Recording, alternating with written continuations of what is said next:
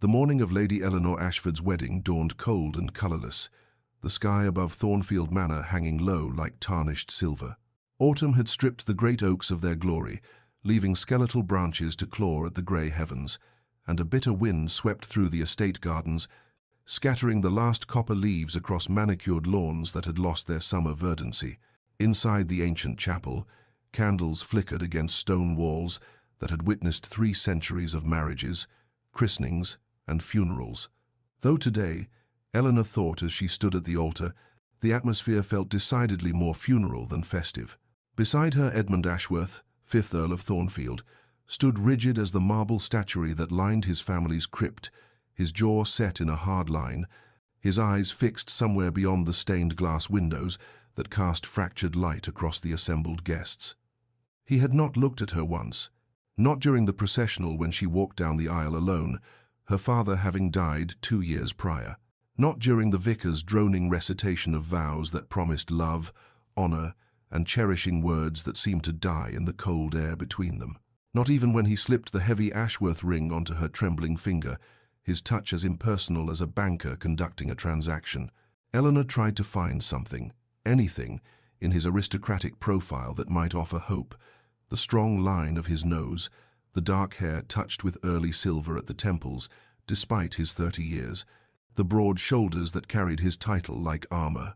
But his face remained a mask of cold civility, and when he spoke his vows, his voice carried no warmth, no inflection, nothing but the mechanical fulfillment of duty. The wedding breakfast that followed was an exercise in exquisite torture. Eleanor sat at the head table in her ivory silk gown, the lace at her throat feeling like a noose, while servants glided between guests, offering course after elaborate course that turned to ash in her mouth. Edmund sat beside her, so close she could smell his cologne, sandalwood, and something darker, yet he might as well have been in another country for all the acknowledgement he gave her. Conversation flowed around them, guests offering toasts filled with hollow congratulations, but between the newly married Earl and Countess of Thornfield, there was only silence. Eleanor's mother had promised her that arranged marriages often blossomed into affection, that duty could transform into devotion given time and patience. Looking at her husband's glacial profile, Eleanor felt the first seeds of doubt take root in her heart, cold and bitter as the autumn wind that howled outside the manor's ancient walls. But before our lover's fate is revealed, subscribe so you never miss a chapter of romance and scandal. Now, let's begin. Eleanor woke on her first morning, as the Countess of Thornfield, to find the other side of the bed undisturbed, the pillows still perfectly arranged, the coverlet smooth as fresh snow. She had spent her wedding night alone in the vast Countess's chambers, listening to the clock in the corridor chime away the hours while she stared at the canopy above her bed, her trousseau nightgown feeling like a mockery against her skin. When her lady's maid finally entered with the morning chocolate, the girl's eyes were averted, her hands trembling as she helped Eleanor dress not in one of the beautiful day gowns from her wedding trousseau, but in a simple travelling dress of dark green wool. "His lordship requests your presence in the library, my lady," the maid whispered, and Eleanor descended the grand staircase with dread pooling in her stomach like cold water. Edmund stood by the library window, his back to her, hands clasped behind him in a posture she was already learning meant dismissal. "You will leave for Willowmere within the hour," he said without preamble, without turning to face her. "The carriage is being prepared. Mrs. Dawson, the housekeeper, and a minimal staff are already in residence. You will find everything you require there." Eleanor's voice caught in her throat. "I don't understand. Willowmere? But I thought—" "You thought incorrectly," he interrupted, his tone flat as December ice. "Willowmere is a perfectly respectable estate. You will be comfortable there. I have business in London that requires my attention." He finally turned, and for a moment, Eleanor saw something flicker in his grey eyes. Was it guilt? Regret? But it vanished so quickly she might have imagined it. "This is how it will be," he said, and those 5 words fell like a judge's gavel, sealing her fate. The journey to Willowmere took 6 hours through increasingly remote countryside, and with each mile, Eleanor felt herself travelling further, not just from Thornfield, but from every dream she had harboured, however small, of making something bearable from this arranged marriage. She had not expected love, she was not such a fool, but she had hoped for civility, perhaps companionship, maybe even respect. Instead, She had been dismissed like a servant, banished to an estate she had never seen, separated from her husband before their marriage was even a day old. The landscape grew wilder as they travelled, cultivated fields giving way to rolling moorland, neat hedgerows surrendering to ancient stone walls covered in lichen and ivy.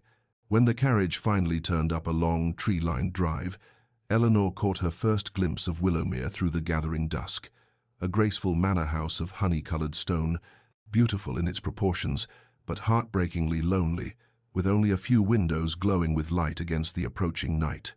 It sat in a valley surrounded by dark hills, isolated from everything and everyone, and as Eleanor stepped down from the carriage onto the gravel drive, she understood with perfect, terrible clarity that this was not a home. It was a prison, and she had been sentenced to it without trial, without crime, without even the mercy of knowing what she had done to deserve such exile. The first weeks at Willowmere passed in a peculiar suspension of time, each day bleeding into the next, with nothing to distinguish morning from afternoon, except the slant of weak autumn sunlight through windows that rattled in their frames when the wind came howling down from the hills. Eleanor discovered that the house, though structurally sound and undeniably beautiful with its high ceilings and elegant proportions, had been essentially abandoned not to ruin, but to a kind of genteel neglect that spoke of years without a mistress's attention. Dust sheets covered furniture in half the rooms, and when she pulled them away, she found exquisite pieces from another era, a pianoforte sadly out of tune, chairs upholstered in faded rose silk, escritoires with broken locks and empty drawers. The gardens were even more melancholy, their bones still visible beneath the chaos of overgrowth box hedges grown wild and shapeless, rose beds choked with weeds, a fountain in the center of what had once been a formal parterre, now dry and filled with fallen leaves that rustled and whispered when she walked past. Yet there was a haunting beauty to the neglect, a romanticism in the way nature had begun to reclaim what human hands had abandoned. Ivy climbing the south wall in a tapestry of green and gold, and wildflowers blooming defiantly in the cracks between paving stones. Eleanor walked the grounds daily, her shawl wrapped tight against the autumn chill, trying to exhaust herself enough that she might sleep at night without lying awake, replaying the humiliation of her wedding, the coldness of Edmund's dismissal, the dawning realization that she was utterly, completely alone. The staff consisted of Mrs.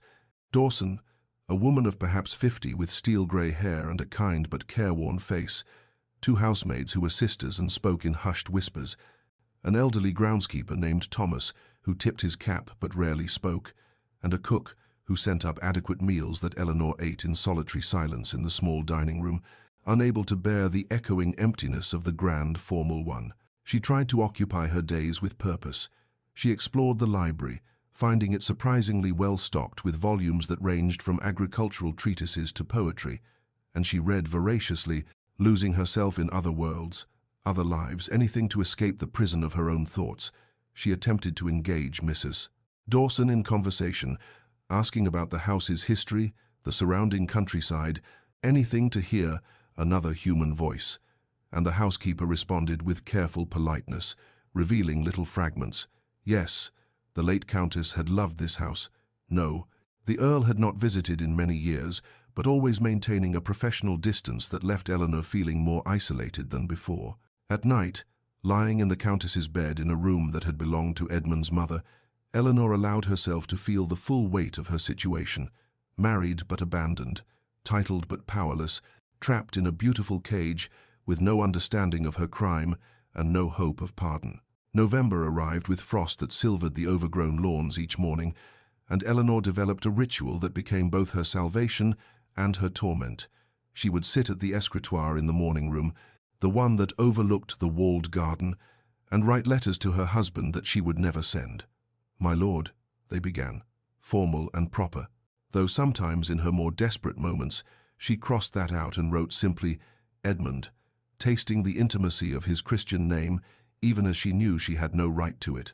She poured everything onto the pages, her confusion at his coldness, her humiliation at being cast aside, her loneliness in this beautiful prison, her dawning anger that warred with the terrible, shameful hope that he might still come, that he might explain, that there might be some reason for this cruelty beyond simple indifference.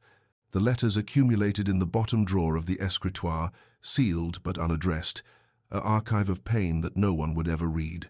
To occupy her hands, if not her heart, Eleanor began working in the gardens, starting with the walled kitchen garden, where herbs had gone to seed and vegetable beds lay fallow beneath a tangle of dead growth. She borrowed Thomas's gloves and tools and spent hours on her knees in the cold earth, pulling weeds and cutting back the chaos, finding something almost meditative in the physical labor, the way her muscles ached and her hands blistered, proof that she still existed, that she could still affect something in this world even if she could not affect her own fate. As she worked, memories surfaced unbidden, her father's study in their modest manor house, the afternoon sun, illuminating the desperation in his face as he explained that the investments had failed, that they were ruined, that Eleanor's younger sisters would have no dowries, no seasons, no futures, unless something could be done. Her mother's careful campaign to secure Eleanor a suitable match, the way she had coached Eleanor to be charming but not too clever, accomplished but not too accomplished, pretty but not threatening. The night they received Lord Thornfield's offer, Earl, widowed, young and reportedly reclusive, but titled and wealthy beyond measure, and her mother's tears of relief as she held Eleanor's hands and promised that arranged marriages often bloomed into love, that duty and proximity bred affection, that Eleanor was saving her family and would surely be happy in time. Eleanor had believed her, or perhaps she had simply wanted to believe, had convinced herself that she could make Edmund care for her, that patience and devotion would thaw whatever ice encased his heart. She remembered the hope she had carried to the altar like a fragile flame, certain that once they were wed, once they were truly alone together, he would soften, would see her, would give her the chance to prove herself worthy of the title she was taking. The cruelty was not that he had married her for duty, she had expected that, accepted it, but that he could not even offer her the basic dignity of his presence, could not give her the opportunity to try. It was a grey afternoon in late November when Mrs. Dawson found Eleanor in the library, curled in a window seat with a book she was not really reading, watching the rain streak down the mullioned windows. The housekeeper brought tea without being asked, and for the first time since Eleanor's arrival, she lingered after setting down the tray, her weathered hands twisting in her apron. "Forgive me, my lady," she began, her voice careful, "but I've watched you these weeks, working in those gardens, eating alone, and I think perhaps you deserve to understand." Eleanor set down her book, her heart suddenly racing. "Understand what, Mrs. Dawson?" The older woman settled into a chair opposite her, a breach of protocol that spoke volumes. "His lordship was not always as he is now. When I first came to serve his mother, he was a boy of 14, bright and kind, if serious even then. But the old Earl, his father, was a hard man, given to gambling and mistresses, and the scandal of it hung over the family like a pall. Then came the tragedy. The heir, Lord James, his lordship's older brother, died in a riding accident. Some said it was grief over their father's excesses that made him reckless. The Earl himself passed not 6 months later, his heart giving out, and suddenly Edmund was the Earl at barely 20, saddled with debts and disgrace and the weight of a title he'd never expected to inherit. Eleanor listened, her tea growing cold in her hands, pieces of a puzzle beginning to form a picture. His mother, the Countess, she brought him here to Willowmere to recover, Mrs. Dawson continued, her voice softening with memory.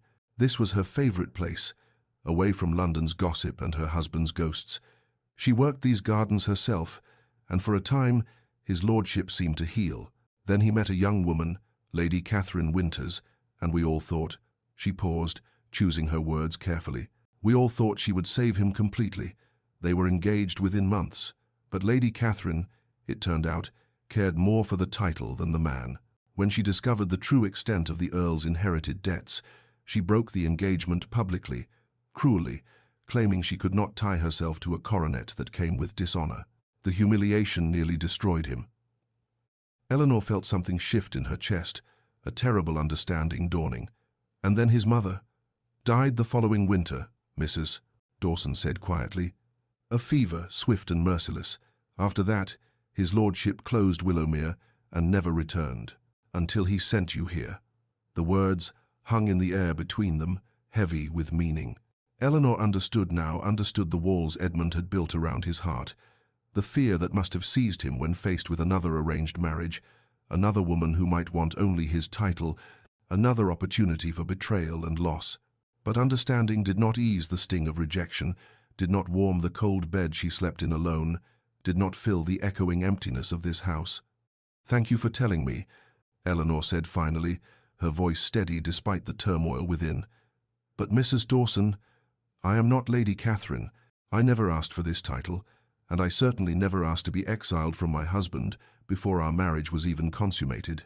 Whatever wounds he carries, he has inflicted new ones without giving me the chance to prove I am not his enemy." The storm struck on the 1st of December with a fury that seemed almost personal, as though the heavens themselves had taken offense at Willowmere's melancholy isolation. Eleanor was in the morning room when the wind began to howl, a low keening that rose to a shriek as rain lashed against the windows, with such violence she feared the glass might shatter. Within an hour, water was streaming through a crack in the roof above the east corridor, the ancient lead flashing, finally surrendering after years of neglect, and one of the housemaids came running to Eleanor in tears, reporting that the stable roof had partially collapsed, and Thomas was trying desperately to calm the terrified horses. Eleanor felt something crystallize within her, a clarity she had not experienced since arriving at this lonely estate. This was her house, her responsibility, and there was no one else to manage it. She gathered Mrs. Dawson and issued instructions with a calm authority that surprised even herself. Buckets and basins to catch the water, dust sheets to protect the furniture, blankets to be brought down from the linen closet for the horses if they needed to be moved into the coach house. She pulled on her warmest cloak and ventured out into the storm herself, fighting the wind to reach the stables where Thomas, soaked and struggling, was trying to lead a panicked mare through the chaos of broken timber and driving rain. Eleanor took the horse's bridle without hesitation, speaking soft words of comfort while Thomas secured the other animals, and together they moved all 3 horses to the relative safety of the coach house, working in tandem like soldiers in battle. Back in the main house, she found the younger housemaid, Anna, huddled in the scullery, sobbing with fear as the storm raged and the old house creaked and groaned around them. Eleanor knelt beside her, taking the girl's cold hands in her own. "Listen to me," she said firmly but gently.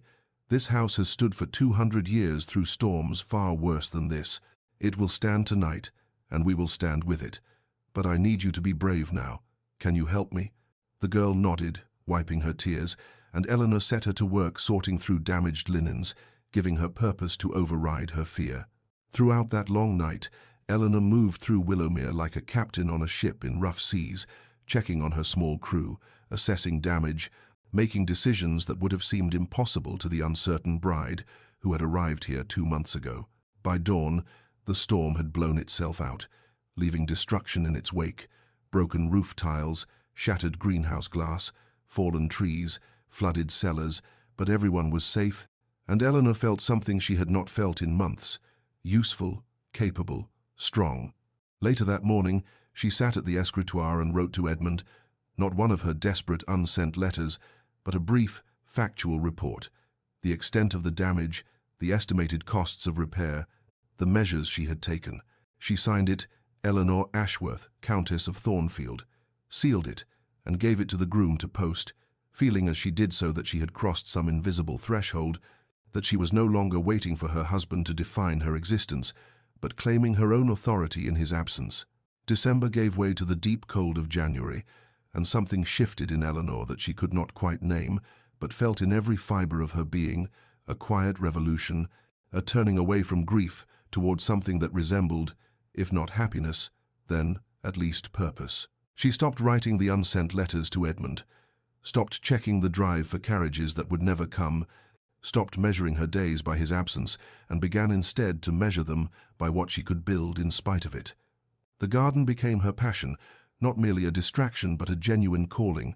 She spent hours poring over the agricultural texts in the library, learning about soil composition and pruning techniques, planning elaborate schemes for the spring planting. She ordered bulbs from a catalogue: tulips and daffodils, crocuses and hyacinths, and spent a freezing afternoon planting them in the formal beds, her fingers numb but her heart strangely light at the thought of the future colour, the promise of renewal. Thomas, seeing her genuine interest, began to open up, sharing his knowledge accumulated over 40 years of groundskeeping, and together they plotted the resurrection of what had once been one of the finest gardens in the county. Eleanor also discovered the village of Millbrook, a half-hour's walk through the valley, and began to visit the shops and call upon the tenants who worked the estate's farmland. At first they were wary of this strange young countess who had appeared without fanfare and without the Earl, but Eleanor's genuine interest in their lives, her willingness to sit in their simple parlors and listen to their concerns, slowly won them over. She helped arrange for the doctor when old Mr. Peters fell ill, sent baskets of preserves from Willowmere's kitchens to families struggling through the winter, and quietly paid for repairs to the church roof from her own allowance. Word spread that the new countess was not like the old Earl, cold and distant, but kind and present, and gradually Willowmere began to feel less like an exile and more like a home. There were small joys now that punctuated her days like grace notes in a difficult composition. The morning she took her tea to the morning room window and watched mist rise from the valley floor, transforming the landscape into something ethereal and beautiful. The afternoon she found the first snowdrop blooming beneath the oak tree, tiny and perfect and impossibly brave. The evening Mrs. Dawson smiled at her, truly smiled, and said, "You've brought life back to this place, my lady." Eleanor pressed the snowdrop between the pages of her diary and realized with quiet surprise that she had not thought of Edmund for an entire day, had not felt the sharp stab of rejection that had become so familiar, had not yearned for something she could not have. She was learning, slowly and painfully, to build a life from the ruins of her expectations, and while it was not the life she had imagined on her wedding day, it was becoming, in its own way, a life worth living. Edmund Ashworth stood at the window of his London townhouse on Grosvenor Square, a glass of brandy growing warm in his hand, and watched the winter rain turn the cobblestones to black mirrors that reflected the gas lamps like fallen stars.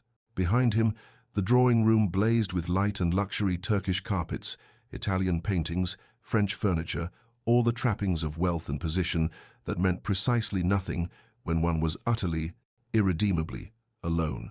He had not slept properly since the wedding, had not known a moment's peace since he watched Eleanor's carriage disappear down the drive at Thornfield, taking with it something he refused to name but felt as keenly as a wound. Society called on him, of course. Invitations arrived daily for balls and soirees, musicales and dinners, all eager to welcome the newly married Earl of Thornfield back to London, but he declined them all, unable to bear the questions about his absent countess, unwilling to manufacture lies about her health or her preference for country life. The truth was unspeakable. He had married her and banished her within 12 hours, had looked into her hopeful face at the altar and felt only panic, only the terrible certainty that she was exactly like Catherine, another beautiful woman who wanted his title, his wealth, his position, but not the damaged man who came with them. He told himself he had been wise, that he had protected himself from inevitable betrayal, that it was better to be alone by choice than destroyed by another woman's ambition. But late at night, when the brandy failed to bring oblivion and the house creaked around him in the darkness, Eleanor's face haunted him not as she had looked at the wedding breakfast, confused and hurt, but as she had looked walking down the aisle, nervous but composed, her eyes searching his face for some sign of welcome, some indication that this arranged marriage might become something bearable. He had given her nothing, and the memory of his cruelty ate at him like acid. The flashbacks came unbidden. Catherine's laughter when she told him she could not possibly marry a Earl burdened with scandal and debt, the way she had made their broken engagement, the talk of London, painting him as unstable and unsuitable. His mother's death 6 months later, the light going out of her eyes as she whispered that she had hoped to see him happy. The years since then, moving through society like a ghost, his heart encased in ice that he told himself was armor but suspected might be cowardice. When Eleanor's letter arrived, brief, factual, reporting on storm damage at Willowmere, Edmund read it 3 times, searching between the lines for accusation or pleading and finding neither, only competent management and quiet dignity. She had not asked him for anything, had not begged him to visit or explain, had simply informed him of the situation and the steps she had taken to address it. The signature, Eleanor Ashworth, Countess of Thornfield, struck him like a blow, the name she had every right to, but he had never given her the opportunity to claim. For the first time since sending her away, Edmund felt something crack in the frozen fortress of his heart. the terrible, dawning suspicion that he had not protected himself from betrayal, but had instead committed one, that Eleanor was not Catherine, and he had punished an innocent woman for another's sins. February brought a thaw to London, but Edmund felt only the deepening freeze of his own shame as reports from Willowmere began to arrive with increasing frequency. First came a letter from Bridgeworth, his steward, and who had visited the estate to assess the storm damage and remained to compile a comprehensive report. "My lord," it began in Bridgeworth's precise hand, "I must inform you that the Countess has undertaken remarkable improvements at Willowmere. The storm repairs have been completed efficiently and under budget. More notably, her ladyship has initiated restoration of the gardens, established productive relationships with the tenants, and brought a level of management to the estate that it has not enjoyed in many years. I confess I am impressed by her capabilities and dedication." Edmund read the letter twice, then poured another brandy. The words "impressed by her capabilities" echoing in his mind like an accusation. More reports followed, the vicar from Millbrook writing to thank him for his wife's generosity to the parish, mentioning specifically her attention to families in need and her funding of the church roof repairs. A tenant farmer named Hewitt, expressing gratitude that the Countess had arranged for medical care when his wife fell ill, saving them from destitution. Thomas, the groundskeeper, submitting plans for the spring planting that bore Eleanor's annotations in a neat, feminine hand, her suggestions both practical and ambitious. Each piece of correspondence was another stone added to the weight crushing Edmund's chest, another piece of evidence that Eleanor was not the mercenary society beauty he had convinced himself she must be, but rather a woman of substance, compassion, and genuine quality. He began to read her own brief monthly reports with new eyes, searching between the formal lines for the woman she was revealing herself to be. The east pasture fence has been repaired. Tenant Hewitt reports improved grazing. The library roof leak has been addressed. 3 families from the village employed for garden restoration work. Never a complaint, never a request to return to London or Thornfield, never a whisper of the loneliness she must feel or the abandonment she must endure. Only capable management delivered in prose as dignified and restrained as she herself had been at their wedding. Edmund's shame metastasized into something darker, the horrible, creeping realization that he had not been protecting himself but destroying something precious before it even had a chance to exist. Catherine had loved his title and fled from his troubles, yes, but Eleanor had been given his troubles and no title worth speaking of.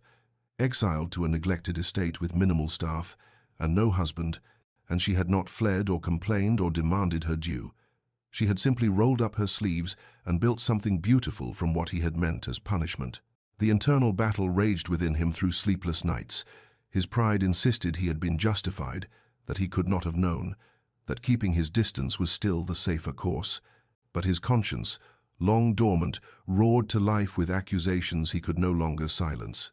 He had judged Eleanor guilty of Catherine's crimes without trial, had sentenced her to exile for sins she had never committed, had taken a young woman who had saved her family through sacrifice and repaid her devotion with cruelty. And now she was thriving without him, building the life at Willowmere that his mother had once dreamed of, and Edmund understood with perfect, agonizing clarity that he was not her jailer, but rather a coward who had locked himself in a prison of his own making. The message arrived on a grey March morning when the wind already carried the promise of violence, delivered by an express rider whose horse was lathered with sweat despite the cold. Severe storm expected to strike the northern counties by nightfall. The meteorological report stated in clinical terms that did nothing to mask the danger.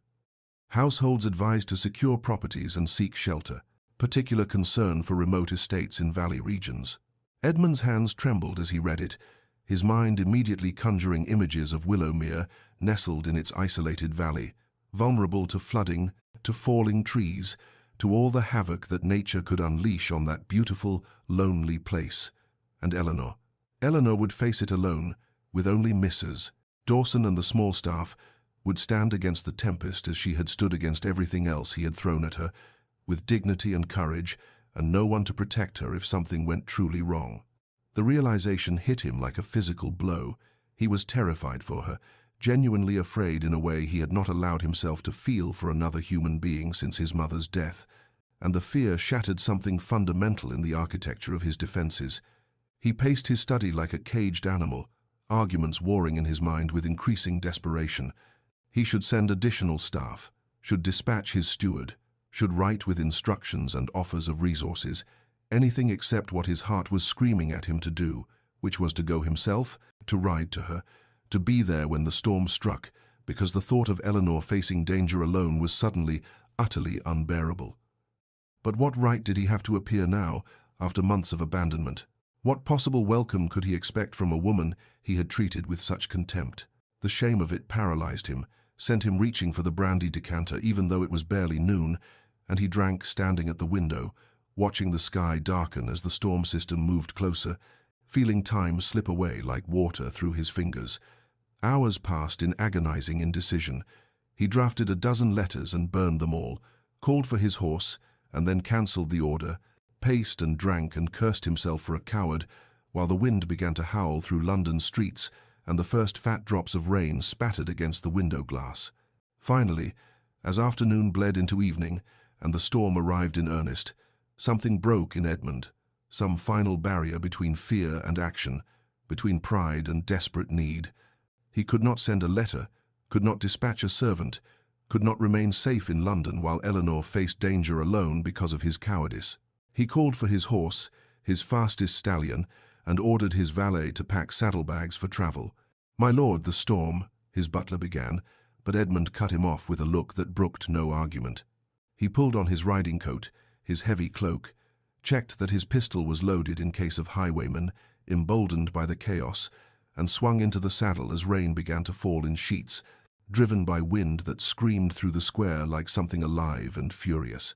He did not know what he would say when he reached Willowmere, did not know if Eleanor would even allow him through the door, knew only that he had to reach her, had to see with his own eyes that she was safe, had to finally be the husband he should have been from the beginning, even if he was 6 months too late. The storm hit with full fury 20 miles outside London, transforming the road into a river of mud that sucked at his horse's hooves and turned every mile into a battle. Rain fell in blinding sheets that made it impossible to see more than a few feet ahead, and the wind howled like all the demons of hell were pursuing him, tearing at his cloak and threatening to unseat him with every gust. Edmund bent low over his stallion's neck, urging the animal forward through conditions that any sane man would have recognized as impossible. But sanity had abandoned him somewhere between London and the realization that Eleanor might be in danger because of his cruelty.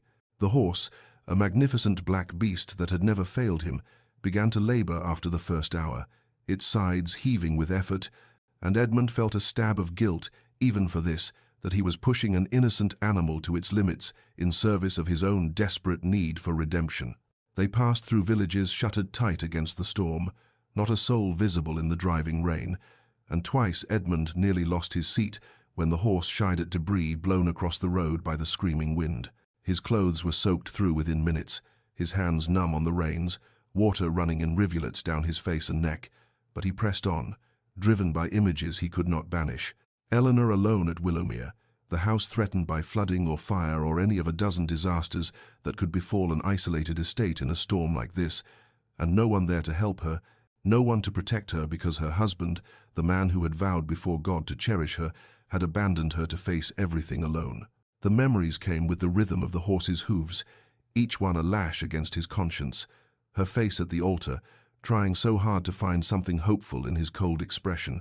The moment he had told her she was leaving for Willowmere, the confusion and hurt that had flashed across her features before she schooled them into dignity, the unsent wedding night that haunted him with visions of what might have been if he had not been such a coward. He had told himself he was protecting his heart, but he saw now with brutal clarity that he had been protecting only his pride, his fear, his pathetic inability to risk being hurt again. Catherine had wounded him, yes, but Eleanor had done nothing except agree to marry him, had saved her family through sacrifice, had accepted an arranged marriage with grace, and he had repaid her with exile and abandonment. By the time Edmund reached the Golden Heart Inn at the halfway point, he was nearly unrecognizable, mud-spattered, soaking wet, his fine clothes clinging to him like rags, his aristocratic bearing dissolved into the desperate determination of a man possessed. The innkeeper barely glanced at him before providing a fresh horse, too concerned with securing his own property against the storm to question the wild-eyed gentleman who pressed coins into his hand and refused food or rest. Edmund remounted despite the innkeeper's warnings, despite the fact that the storm was worsening rather than abating, despite everything rational thought demanded, because rationality had failed him 6 months ago, and instinct, pure, desperate instinct, was all he had left to guide him to Eleanor. Eleanor stood in the entrance hall of Willowmere as afternoon faded toward evening, reviewing her preparations with the calm efficiency of a general before battle. The meteorological warning had arrived that morning via the village constable, and she had immediately set her household into motion with instructions honed by the experience of the December storm and refined by months of managing the estate. The shutters were secured on all the windows facing the prevailing wind. The livestock had been moved to the most protected buildings. The cellars had been cleared of anything that might be damaged by flooding, and emergency supplies, candles, lamp oil, bandages, preserved food had been gathered in the central rooms of the house. Mrs.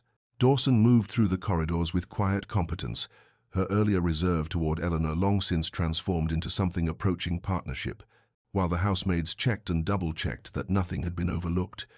Thomas had spent the day securing the gardens as best he could, staking the young plants Eleanor had put in, clearing the drainage channels, and moving tools and equipment under cover.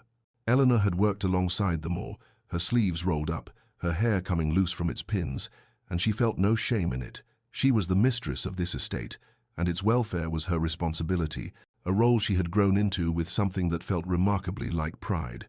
She thought of Edmund briefly as she surveyed her preparations, a fleeting consideration without the sharp edge of pain that such thoughts had once carried. He was in London, she supposed, safe in his townhouse on Grosvenor Square, perhaps not even aware that a storm threatened his neglected country estate. There was a time when this would have filled her with bitter resentment, but now she felt only a distant sadness for what might have been, and a strange gratitude for what was. She had built something here in his absence, and had discovered capabilities she never knew she possessed, had found purpose, and even a measure of contentment in the life circumstances had forced upon her. She was not the timid girl who had arrived here 6 months ago, confused and heartbroken. She was the Countess of Thornfield in more than name, and Willowmere was hers in every way that mattered, shaped by her hands and her vision into something beautiful and thriving.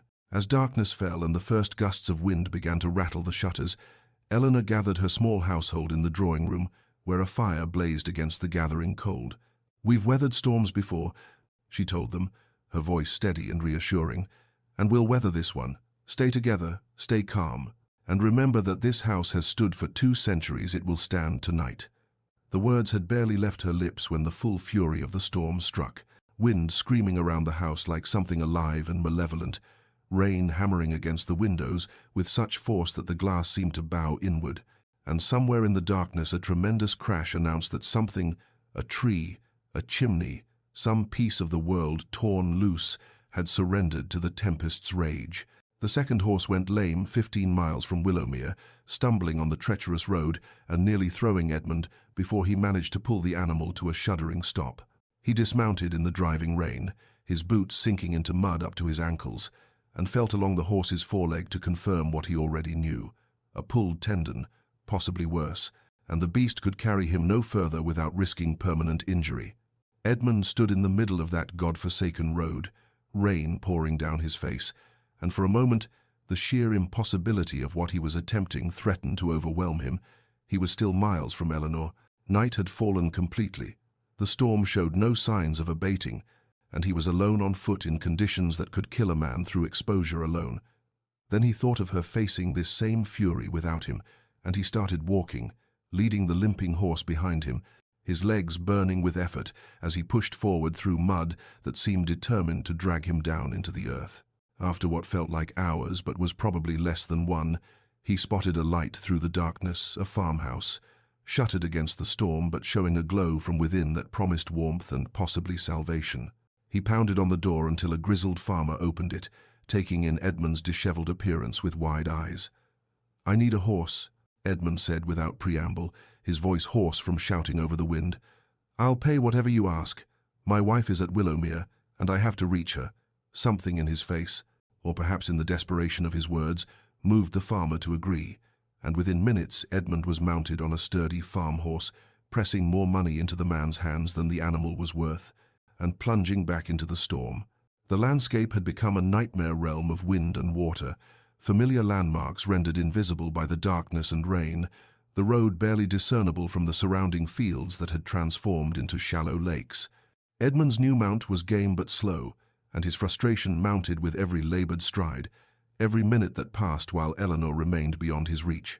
He pushed the horse harder than was wise, and when they crested a hill where the wind hit with renewed fury, Edmund felt himself sliding sideways in the saddle, his numb hands losing their grip on the reins, and then he was falling, hitting the ground hard enough to knock the breath from his lungs and send pain shooting through his ribs. He lay in the mud for a moment, tasting blood where he'd bitten his tongue, his left arm screaming with what might be a broken bone or merely a vicious bruising, and the voice of reason whispered that he should stay down, should seek shelter, should wait for dawn and better conditions. But Eleanor's face rose before him, not cold or accusing, but simply as she had been at their wedding, hopeful despite everything, trying so hard to find something worth loving in him, and he forced himself to his feet, caught the horse's reins, and pulled himself back into the saddle through sheer force of will. The self-loathing that had been building for months crystallized into something pure and terrible. He had done this to her, had taken her hope and crushed it, had sent her away to face everything alone, and if he died on this road trying to reach her, it would be no more than he deserved.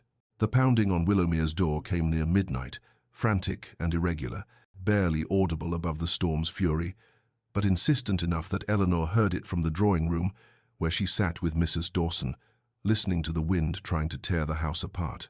She rose immediately, taking a candle despite the housekeeper's protest, some instinct she could not name driving her toward the door with her heart suddenly racing. When she pulled it open against the force of the gale, the sight that met her eyes seemed impossible, hallucinatory. A man, barely recognizable as human beneath the layers of mud and rain, swaying on the threshold with one hand braced against the doorframe as though it alone kept him upright. For a heartbeat she did not know him, and then recognition struck like lightning. Edmund, her husband, here. His face was deathly pale beneath the grime, his clothes torn and soaked through, his left arm held at an odd angle against his ribs, and his eyes were wild and desperate, and fixed on her face with an intensity that made her breath catch. "Eleanor," he managed, his voice a rasp that was barely audible over the storm, and then his legs buckled, and he would have fallen if she hadn't dropped the candle and lunged forward to catch him, her arms going around him instinctively, despite the shock that roared through her mind like its own tempest. "Mrs. Dawson," she cried, and the housekeeper was there in an instant, helping her half-carry, half-drag Edmund into the entrance hall and kick the door shut against the wind. They lowered him into a chair, and Eleanor found herself kneeling before her husband, her hands trembling as she pushed the wet hair back from his forehead, checking for fever, for signs of serious injury, beyond the obvious exhaustion and exposure.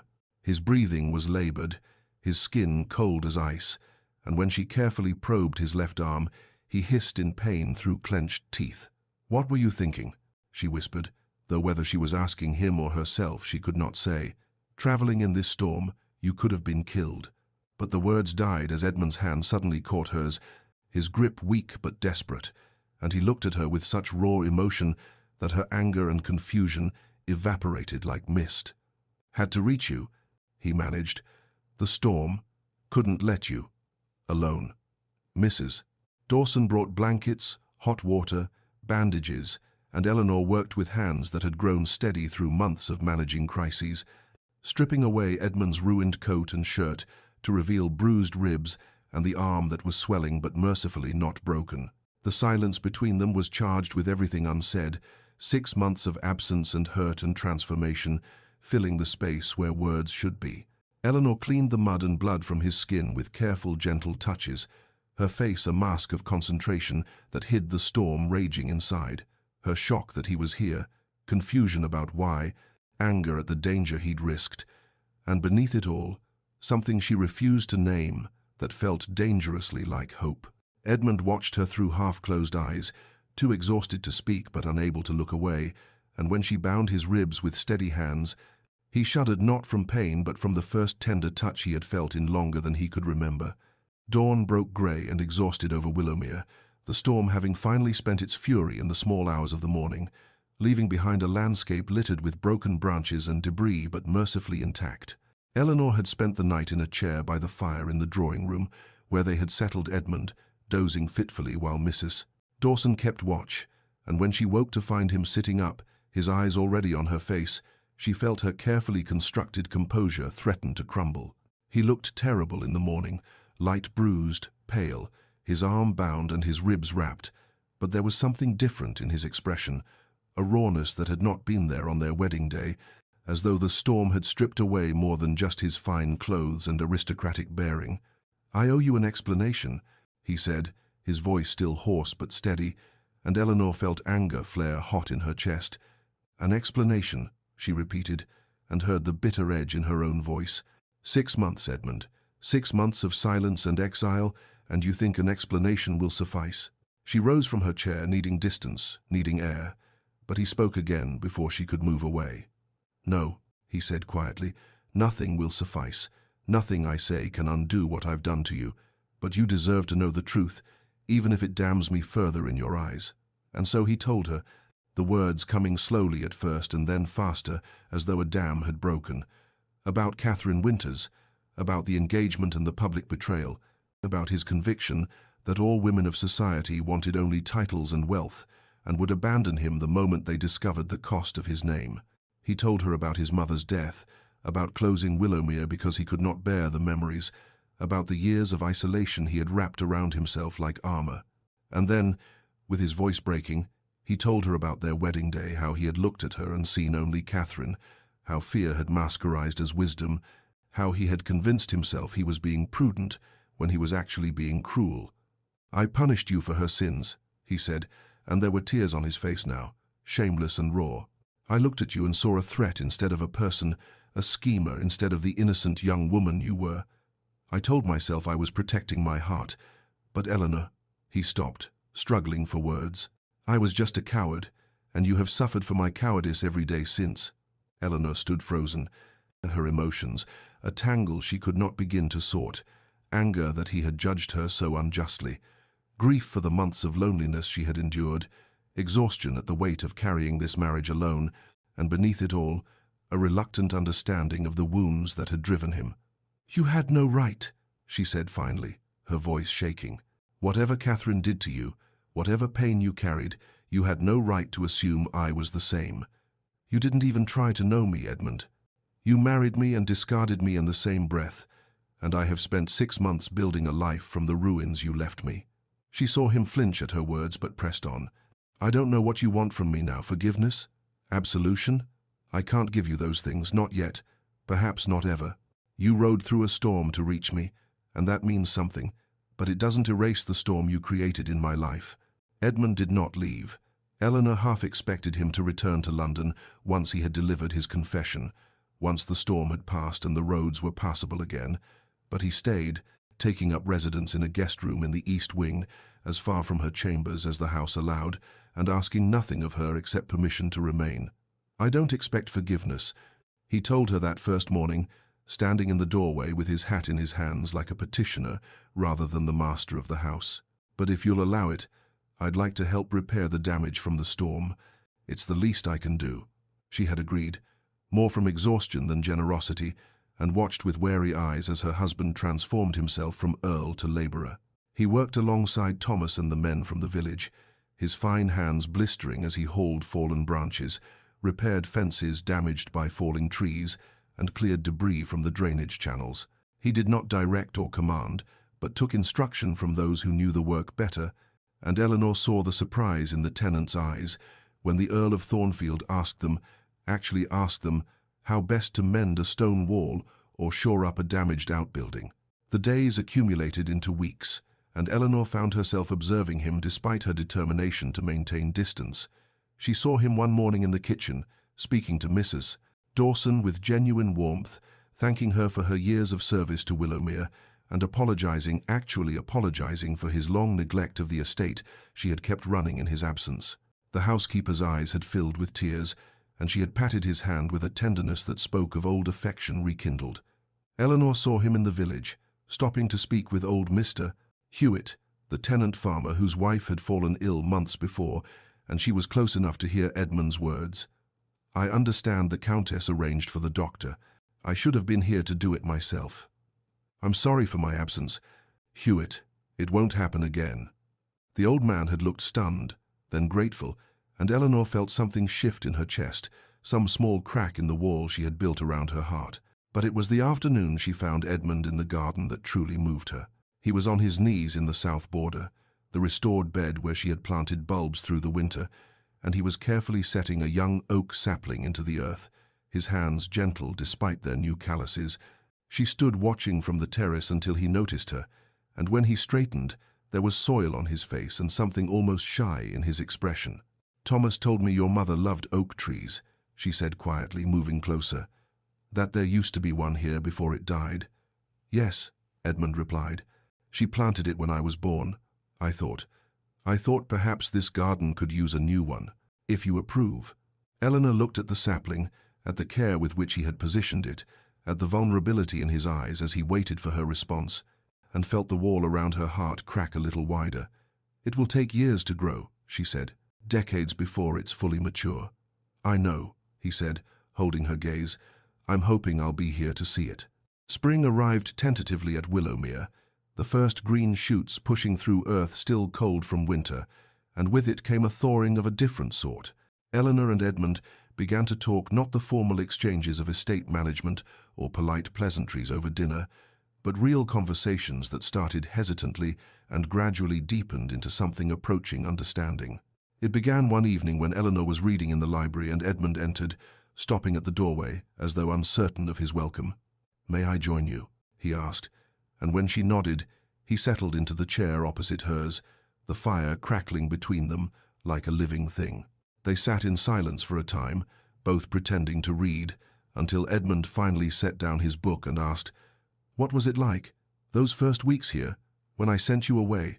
Eleanor looked up, surprised by the directness of the question, by the genuine need to know that she heard in his voice. She considered dissembling, maintaining the dignity that had carried her through 6 months of loneliness, but something in his expression, open and undefended, in a way she had never seen, made her choose truth instead. "Devastating," she said quietly. "I felt like I had been judged and found wanting without ever being given a chance to prove myself. I wrote you letters I never sent, begging you to explain what I had done wrong, what I could do differently. I thought perhaps I was not pretty enough, or accomplished enough, or that I had said something at the wedding breakfast that offended you." She watched him flinch at her words but continued. "But gradually, I stopped waiting for your approval and started building something for myself. The gardens became mine, the tenants became mine. Even this house, your mother's house, became mine, in a way I think you'll understand. I discovered I was stronger than I thought, more capable. I suppose, in a terrible way, your abandonment gave me the freedom to find out who I was when no one was watching." Edmund was silent for a long moment, his jaw working as though he struggled with words that would not come. "I am sorrier than I can express," he finally said, "but I'm also, and I know I have no right to feel this grateful, that you found that strength, even if it was despite me rather than because of me." The conversations became a nightly ritual and then expanded to afternoon walks through the gardens Eleanor had restored.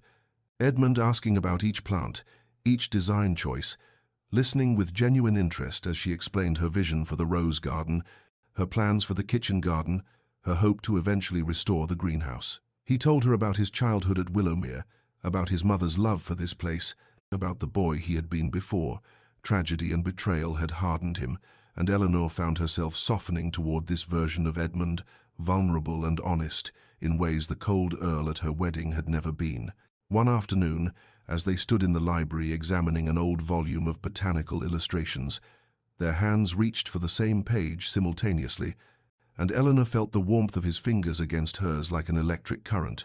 Neither pulled away immediately, and in that suspended moment, Eleanor felt her heart beating faster, felt something shift between them from understanding toward something more dangerous, more hopeful, more terrifying in its possibility. The third storm arrived in late April with an unseasonable fury, bringing not rain but snow that fell thick and fast, transforming Willowmere into an island cut off from the world. Within hours, the roads were impassable, the village unreachable, and Mrs. Dawson informed Eleanor and Edmund that the staff who lived off the estate could not make it through until the weather cleared. For the first time since Edmund's arrival months ago, they were truly alone together, forced into a proximity that might have been awkward had they not already spent weeks building the fragile bridge of conversation between them. The first day, they moved around each other carefully, maintaining the polite distance that had become their habit, but by the second morning, when Eleanor came down to find no fire laid and no breakfast prepared, reality asserted itself. "I suppose we'll have to manage ourselves," she said, finding Edmund already in the kitchen, looking bemused by the array of pots and provisions. "I haven't cooked since I was a boy sneaking into the kitchen at Thornfield," he admitted, and Eleanor felt herself actually smile at the image. Together they managed to produce something resembling breakfast, laughing when Edmund burned the toast, and Eleanor oversalted the eggs, and in that laughter, Eleanor realized with a shock that this was the first time she had heard genuine joy in his voice, the first time they had shared something as simple and profound as amusement. The days trapped by the snow developed their own rhythm. Edmund kept the fires going while Eleanor managed their simple meals. They read aloud to each other in the evenings, taking turns with novels from the library, and Eleanor discovered that Edmund had a gift for voices and characterization that made even familiar stories come alive. One night, as the wind howled outside and snow piled against the windows, they found themselves talking late into the night, the conversation drifting from books to childhood memories to the people they had been and the people they were becoming. "I love who you've become," Edmund said suddenly, his voice raw with emotion. "The woman who saved these gardens, who earned the loyalty of the tenants, who faced storms alone and emerged stronger, Eleanor, you're extraordinary, and I mourn the man I was who couldn't see it, who was too afraid to even try." Eleanor felt tears prick her eyes, but she met his gaze steadily. "I'm not the woman you married," she said quietly. "That girl died in the first weeks here, when I realized no one was coming to save me. I had to save myself, and in doing so, I became someone else entirely, someone harder perhaps, but also more complete. I don't know if the woman I am now can forgive the man you were, but I think," she paused, searching for truth in the tangle of her emotions, "I think she might be able to love the man you're becoming." The words hung between them like a promise, fragile and precious, and when Edmund reached across the space between their chairs to take her hand, Eleanor let him, feeling the warmth of his touch anchor them both against the storm that raged outside and the hope that bloomed, tentative but real, within. The snow finally stopped on the fourth day, leaving Willowmere wrapped in white silence, and Eleanor woke to find sunlight streaming through her window for the first time in what felt like weeks.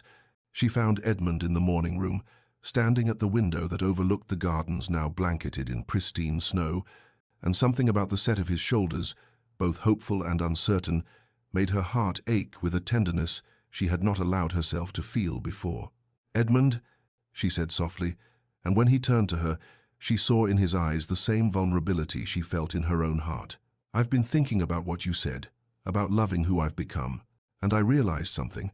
I can't go back to being the girl who walked down the aisle 6 months ago, hoping to please a husband who wouldn't even look at her.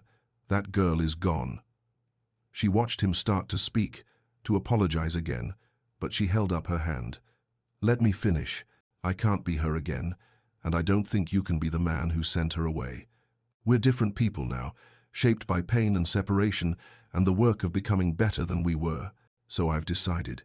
She took a breath, feeling as though she stood on the edge of something vast and terrifying. "I've decided I want to try, not to reclaim what we should have been, but to build something new, something real.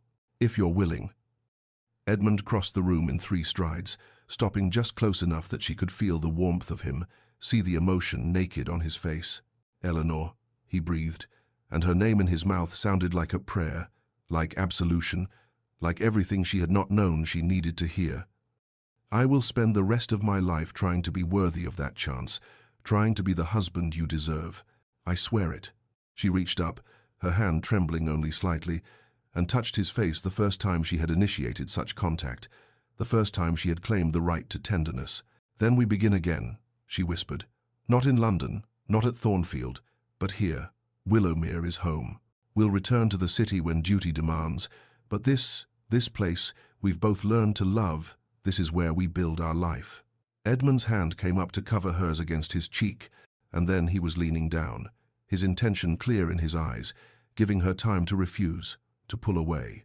But Eleanor rose on her toes to meet him, and when their lips finally touched, it was gentle and tentative and nothing like the cold, perfunctory kiss they had shared at the altar.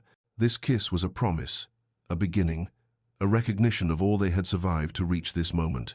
When they finally drew apart, both breathing unsteadily, Edmund rested his forehead against hers. "I will be honest with you," he said softly, "even when it's difficult. I will be brave enough to be vulnerable, to let you see all of me, the broken parts and the healing ones. And I will choose you, Eleanor, every single day for the rest of my life." "And I will choose you," she replied, her voice steady despite the tears on her cheeks. "Every day. We'll build this together."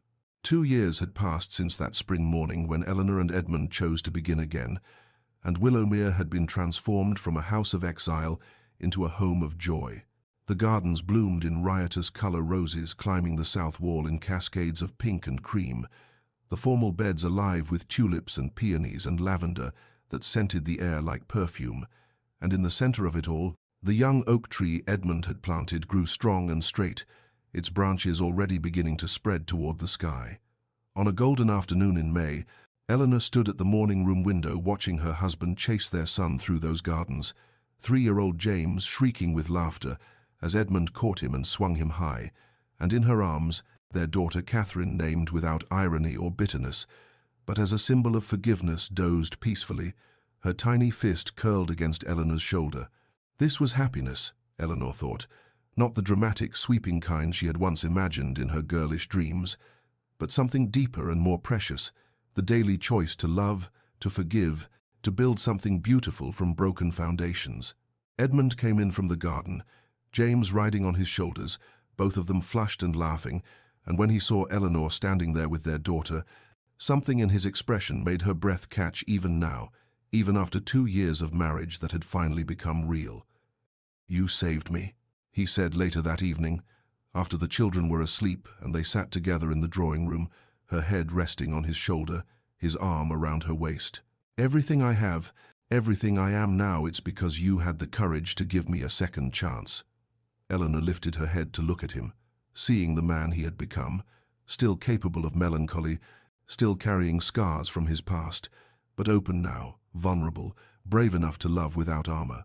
"No," she said gently, reaching up to touch his face. "We saved each other. You gave me the space to discover my strength, even if you didn't mean to, and I gave you the forgiveness you needed to become the man you were always meant to be. We built this together, Edmund. Every hard conversation, every moment of choosing trust over fear, every day we decided to try, that's what saved us both." Dear listener, perhaps you wonder why I tell you this story of a cold wedding and a long redemption. It is because transformation is rarely instantaneous, rarely easy, and never without cost. Love, true love, requires the patience to wait for walls to crumble, the courage to be vulnerable when every instinct screams for self-protection, and the wisdom to understand that we are all carrying wounds that shape how we see the world. Edmund punished Eleanor for another woman's sins, yes, but how many of us do the same, letting past hurts dictate present choices, building prisons we call protection? And yet, if we are brave enough to risk our hearts again, if we are patient enough to give others the chance to grow, if we are honest enough to admit our own failings and humble enough to ask for forgiveness, we might discover that redemption is always possible, that no one is beyond saving, and that the most beautiful gardens sometimes grow in the soil of our deepest sorrows. Everyone deserves a second chance to be seen for who they truly are, rather than who we fear they might be, to prove that they can change, to build something new from the ruins of what was. May you find the courage to offer such chances, and the grace to accept them when they are offered to you. May you sleep well tonight, knowing that transformation is always possible, that love can bloom even in the coldest soil, and that sometimes the longest journey is the one from fear to trust. Rest now, and dream of gardens waiting to be planted, of storms weathered together, of love that is earned rather than assumed, and of all the beautiful things that patience and courage can create. Until we meet again in another tale, may peace find you where you are.